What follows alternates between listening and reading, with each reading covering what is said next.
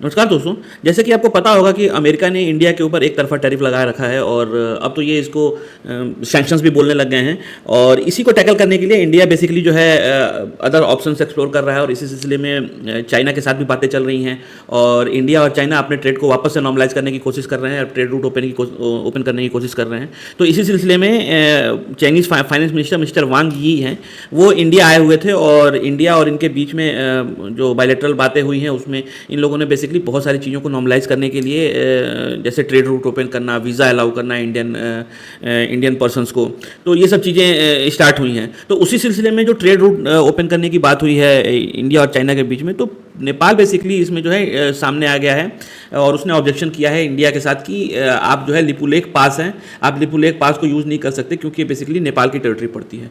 ठीक है, तो इस वीडियो में बेसिकली हम यही समझने की कोशिश करेंगे कि ये सारा जो है किस्सा क्या है लिपुलेख पास का, why Nepal is arguing, Nepal क्यों इसको जो है ऑब्जेक्ट कर रहा है, इंडिया का पोजीशन क्या है इसमें और किस बेसिस पे इंडिया और नेपाल दोनों जो है इस टेरिटरी को अपना बोलते हैं। ठीक है, तो आप जैसे देखेंगे कि Nepal opposes India China trade through Lipulekh pass. ठीक है, इसमें बेसिकली क्या हुआ है कि 3 पास ओपन किए हैं इंडिया और चाइना ने। एक उसमें लिपुलेख है जो कि उत्तराखंड में पड़ता है, सिपकीला है जो हिमाचल में पड़ता है और नाथुला है जो सिक्किम में पड़ता है। तो अगर मैं आपको मैप में दिखाऊं तो आप देखेंगे कि ये ट्राई जंक्शन एरिया है, ये बेसिकली जो है लिपुलेख पास है। ये जो है इसी के ऊपर नेपाल ने ऑब्जेक्शन किया है। ये नेपाल की टेरिटरी आपको साफ दिख रही है इसके अंदर और जैसे ये टेरिटरी है नेपाल की टेरिटरी है। ठीक है, तो ये इसको बेसिकली इनका कहना ये है कि ये जो एरिया है ये इनके अंडर में आता है। मैं आगे एक्सप्लेन करूंगा बेटर तरीके से। अगर मैं इसको इनलार्ज करूं तो आप देखेंगे लिपुलेख पास जो है ट्राई जंक्शन एरिया पे पड़ता है। ये देखिए इनलार्ज करने पे वैसे सेकंड जो है हिमाचल प्रदेश में है वो सिपकीला है और थर्ड जो है वो बेसिकली जो है नाथुला है। ये आप देखेंगे सिक्किम से होते हुए ये रूट जो है इन्होंने ओपन किया है इसको जो है ये करने के लिए, पास करने के लिए। तो इसी पे नेपाल ने जो है इसको ऑब्जेक्शन किया है कि लिपुलेख जो है उनके उसमें पड़ता है, टेरिटरी में पड़ता है और इंडिया चाइना उसको यूज़ नहीं कर सकते। इंडिया का क्या पोजीशन है? इंडिया बेसिकली ये बोलता है कि ये इंडिया और चाइना के बीच में प्री एग्जिस्टिंग पॉइंट्स हैं जहाँ पे ऑलरेडी हम ट्रेड करते थे 1990 से पहले ही और हमारे पास पेपर ट्रेल है। इसका मतलब पेपर ट्रेल का मतलब ये है कि पेपर के ऊपर ये मेंशन है कि इंडिया और चाइना के बीच में इस पर्टिकुलर ट्रेड रूट के थ्रू ट्रांजैक्शन होता था या ट्रेड होता था और वी कैन प्रूव इट। ठीक है, तो ये इंडिया का पोजीशन है। तो इंडिया अपना बेसिकली बोलता है कि हम पेपर ट्रेल शो कर सकते हैं कि ये जो है हमेशा से ही इंडिया के एरिया में था। नेपाल का बेसिकली क्या बोलना है कि कल्पानी, लिपियादारू और लिपुलेख एरिया, ये जो एरिया पड़ता है ये बेसिकली इन्होंने 2020 में इन्होंने अपने मैप को चेंज करके कॉन्स्टिट्यूशन में अमेंडमेंट करके इसको नेपाली टेरिटरी में शो कर दिया था। तो आप अगर देखेंगे, मैं आपको एक सिंपल दिखाऊं तो ये वेज है, ये वेज जो सर्कल में है, रेड सर्कल में, इस पूरे एरिया को इन्होंने बोला कि ये नेपाली टेरिटरी है। मैं इसको बाद में एक्सप्लेन करूंगा किस तरह से है, क्या इशू है और किस तरह से क्लेम कर रहे हैं ये लोग। तो नेपाल का कहना ये है कि ये सारा एरिया इनके अंडर में पड़ता है और इसको लेकर इन्होंने प्रोटेस्ट किया है। अच्छा, ऐसा नहीं है कि इन्होंने पहली बार किया है, ये पहले भी कई बार कर चुके हैं। जैसे 2015 में एक बार किया था, उसी तरह से 2020 में इन्होंने किया था प्रोटेस्ट और 2020 में तो बेसिकली इन्होंने अपने मैप में अंदर चेंज ही कर दिया कि ठीक है ये हमारे एरिया में पड़ता है और हम अपने मैप में शो कर रहे हैं। इंडिया अपने टेरिटरी में शो करता है और नेपाल जो है अपने टेरिटरी में शो करता है। तो ये बेसिकली इशू था। ये इनका जो कहना ये है कि 1816 में ट्रीटी हुई थी सुगौली में।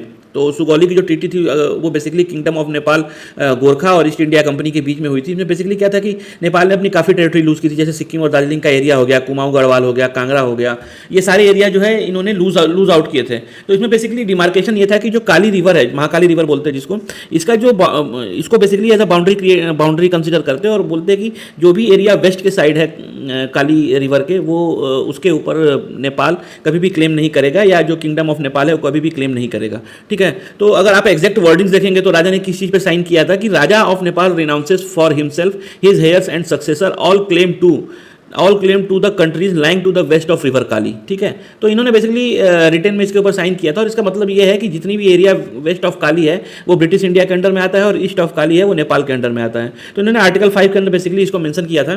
तो इनका नेपाल का कहना यह है कि हम बेसिकली इस क्लॉज को कंसिडर करके इस एरिया को अपने एरिया में कहते हैं। ठीक है, बट प्रॉब्लम क्या है कि इंडिया ये बोलता है कि काली का जो रिसोर्स है, काली का सोर्स जो है वो बेसिकली कल्पानी करके एक एरिया है, वहाँ से आता है और आप जो है इसको अपने एरिया में नहीं कर सकते। तो अब आप अगर इसको मैप में देखेंगे तो ये है कल्पानी। ठीक है, कल्पानी और यहाँ से जो है उनका इंडिया का कहना ये है कि ये जो रिवर है, रिवर सोर्स है, ये बेसिकली ऐसे बहती है और आप इसके इधर जो है बॉर्डर क्लेम कर सकते हैं।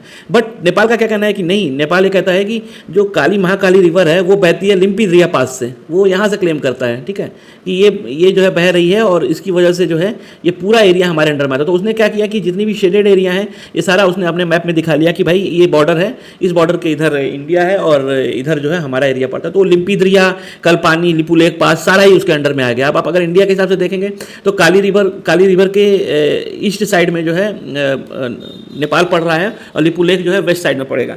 तो उसके हिसाब से इंडिया ने क्लेम किया हुआ है। अब क्लियर अगर आप देखेंगे तो इस तरह से, तो ये जो वेज बन रहा है, ये वेज जो है इन्होंने पूरा अपने इसके अंदर शो कर लिया है, ठीक है।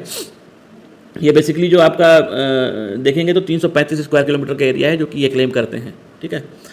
तो इनका कहना यह है कि ये हमारा एरिया है और हम इसको करेंगे। तो नेपाल का इंटरप्रिटेशन ये है कि काली मतलब लिम्पी दरिया से ओरिजिनेट होती है और ये हमारे एरिया में पड़ता है। अच्छा, लीगल ट्रीटी क्या बोलती है? लीगल ट्रीटी ये बोलती है कि जैसे इंडिया चाइना है उनके बीच में जो है 1992 में प्रोटोकॉल, जैसे एंट्री एग्जिट का प्रोटोकॉल है बॉर्डर्स एरिया पे, वहाँ पे जो पेयर्ड मार्केट है उनके लिए, तो बोलते हैं कि भाई हमने उसको देख के इसको ओपन किया है और हमने किसी की भी बाउंड्री को हैम्पर नहीं किया है या इन्फिल्ट्रेट नहीं किया है। नेपाल का कहना यह है कि नहीं, काली रिवर का ओरिजिनेशन जो है लिम्पी दरिया से है, तो अगर लिम्पी दरिया से ओरिजिनेट हो रही है तो ये सारा एरिया जो है हमारे अंडर में आता है, ठीक है। और बेसिकली आप देखेंगे तो ज्वाइंट टेक्निकल कमेटी ने 98% तक बाउंड्री स्ट्रिप क्रिएट कर दिया 2007 में, बट फॉरेन सेक्रेटरी लेवल पे ये भी इशू पेंडिंग है, जिसमें कलपानी और सुस्ता को किस तरह से एक्सक्लूड करना है वो एग्रीमेंट अभी भी बाकी है, ठीक है।